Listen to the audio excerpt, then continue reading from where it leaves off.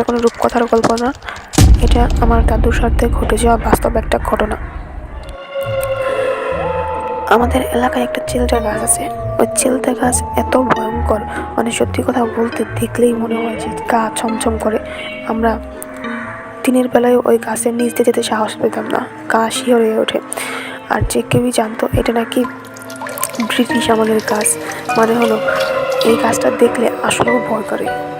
দিন দুপুরে আমরা এই গাছের নিচ দিয়ে কেউ যায় না।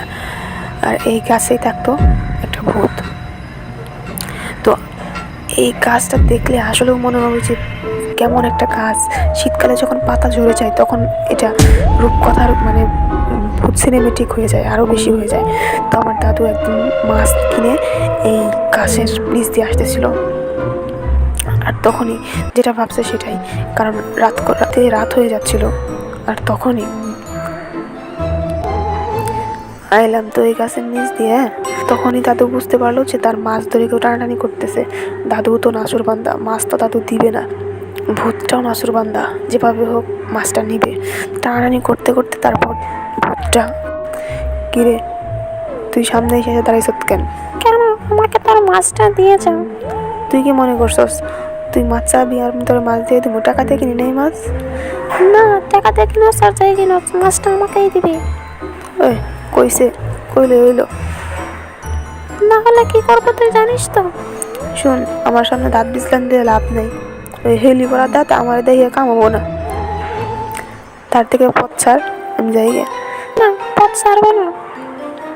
পারবি না? খাড়া তেলে বিড়িটা ধরিয়ে নেই।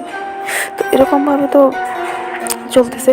এখন আমার দাদু নাসুরবান্দা, আর ওটাও কি একটা অবস্থা। আমার দাদু একদমই ভয় পাইতেছে না। কিরে, তুই আমাকে দেখে ভয় পাস না? কি কস? তোর হেলি করা দাঁত দিয়ে বিছলানি দিলে আমি ভয় পাবো নাকি? মুখ দিয়ে আগুন বাহে সর। এরকমভাবে এক পর্যায়ে গিয়ে সত্যি সত্যি ভূতের সাথে আমার দাদু লাগছে। তো একদম হচ্ছে কুস্তির মতো গায়ে জড়াজড়ি লাগছে। আর ওই সে হলো কি থুতু দিয়ে আমার দাদুর মানে শরীরটা একদম পিছিল করে দিছে। আর তখন থুতু দিলে তো গা পিছিল হয়ে গেলে তার পারা যায় না। আমার দাদু কী করছে, ওই মাটিতে গড়াগড়ি দিছে। মাটিতে গড়াগড়ি দেওয়ার পরে গা মানে পিছিল ভাবটা ছাড়ছে, পরে আবার ধরছে। ধরার পরে সত্যি সত্যি সেদিন আর ওই ভূতে পারে নাই। আমার দাদু তারপর চলে এসছে।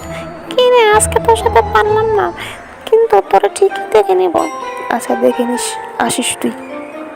তারপরে আর কি, তারপরে আমার দাদু বাড়ি চলে আসছে। বাড়ি চলে আসার পরে আমার কর্তা বলতেছে, হাই হাই, তুমি কোথায় থেকে আসছো? তোমার গা দিয়ে এত গন্ধ কেন? দাদু আর কোনো কথা বলে নাই, বলছে তাড়াতাড়ি আমারে জল দে, আমি স্নান করি, আগুন পোহাই, তারপর আজকে আমার সাথে আর কোনো কথা বলিস না। এই হলো ঘটনা। এরকম আরও অনেক অনেক ঘটনা আছে দাদুর সাথে। সো ওগুলো প্রতিদিন আস্তে আস্তে বলবো।